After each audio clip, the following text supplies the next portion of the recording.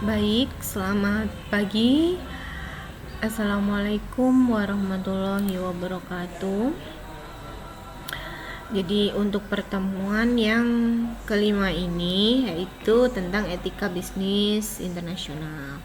Jadi di sini saya akan menjelaskan beberapa tentang perspektif ya. Di situ ada profit juga dengan etika. Nah, kemarin kita sudah membahas tentang bagaimana perkembangan etika bisnis di dalam dunia internasional. Bisnis internasional yakni bisnis yang kegiatannya melewati batas-batas negara. Nah, definisi ini termasuk perdagangan ya, manufaktur serta industri jasa, transportasi, perbankan ya, banyak sekali. Nah, latar belakangnya yaitu keterbatasan komoditas suatu negara mengakibatkan terjadinya kegiatan bisnis antar negara. Nah, pada era globalisasi ini serta kemajuan teknologi, kontribusi terhadap peningkatan kegiatan bisnis internasional itu sangat-sangat pesat ya, apalagi eramnya di Indonesia ya, kita harus mampu bersaing dengan negara-negara tetangga. Nah, pentingnya etika bisnis internasional ya, perspektif makro bagi perusahaan multinasional bahwa menghindari konflik dengan karyawan akibat perbedaan budaya, mengurangi kecurangan, menghindari eksploitasi yang berlebihan, melindungi norma yang disepakati oleh kedua belah pihak. Jadi dalam etika bisnis internasional ini perlu adanya atau harus diterapkan di dalam perusahaan-perusahaan karena banyak sekali perbedaan budaya ya. Kalau kita saling menghargai, bisa menerima satu sama lain pada perusahaan ya, budaya itu banyak sekali ragamnya. Nah, dengan landasan etika di sini maka akan terjalin dengan harmonis kerjasamanya. Nah, norma moral yang umum pada taraf internasional itu yang pertama ada menyesuaikan diri, regiosme moral, imoralisme naif ya. Bisnis harus menyesuaikan diri dengan norma yang berlaku di tempat itu. Jadi kita perlu menyesuaikan diri dengan wilayah-wilayah kerja kita. Kita misalnya bekerja pada perusahaan ditempatkan di Papua, ditempatkan di wilayah timur ya, yang kita beda budayanya. Nah, kita harus mampu menyesuaikan diri karena perusahaan di situ akan menyesuaikan tempatnya dia berada, sama seperti kita. Jadi tidak mungkin mereka harus menyesuaikan kita ya. Maka kita harus mampu membawa dan menyesuaikan diri. Regoisme moral yaitu mempertahankan kemurnian etika yang sama seperti di negerinya sendiri. Menyesuaikan diri dengan norma etis di tempat lain namun masih mempertahankan norma aslinya yang dirasa baik. Jadi kita tidak perlu meninggalkan apa yang sudah kita bangun ya. Kita memiliki moral, budaya ya, pembawaan, etika ya. Ketika kita bekerja di tempat lain ya, budayanya berbeda.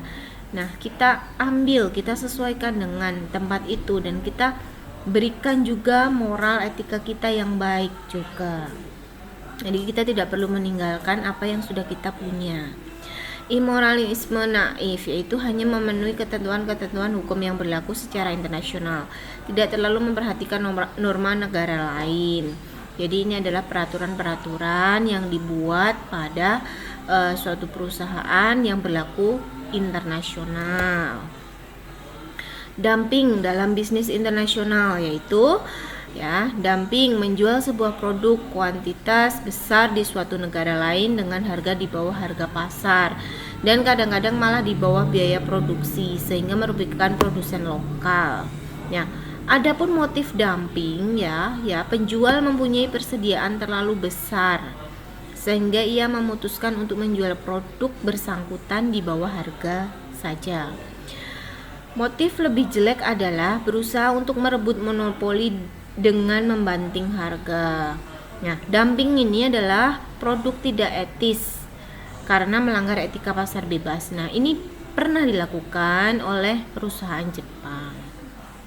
di mana dia menjual barang dagangannya, produknya di dalam negeri itu lebih mahal, sedangkan dijual di luar negaranya dia itu lebih murah. Nah, dia melakukan motif ini yang di sini untuk merebut monopoli atau biar pasarnya itu dipegang oleh negara tersebut. Nah, ini adalah tidak etis ya.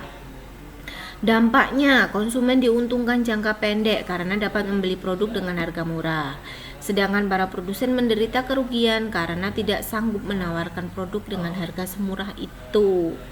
Ya, ini yang pernah dilakukan. Jadi kendaraan-kendaraan yang dijual di Jepang mahal, sedangkan di luar murah.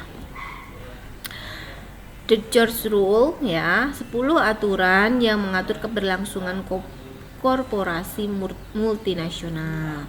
Nah, ini ada 10, nanti bisa dibaca ya.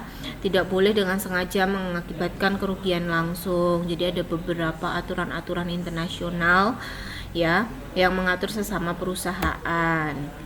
Lingkungan perusahaan itu ada stakeholders ya, para pemegang saham.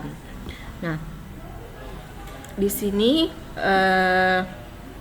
istilah ini muncul dari asal kata stakeholders, di mana bentuk kata ini timbul sebagai kritikan dasar atas tindakan perusahaan yang terlalu mementingkan kepentingan pemegang saham. Nah, stakeholders itu pihak-pihak yang terkait dengan kepentingan perusahaan. Nah, di situ banyak sekali stakeholders ya yang berhubungan dengan perusahaan, itu disebut stakeholders. Nah, kita masuk pada whistleblowing ya. Dalam lingkungan perusahaan juga dikenal salah satu tindakan yang berkaitan dengan pelaksanaan etika bisnis, yaitu adalah whistleblowing.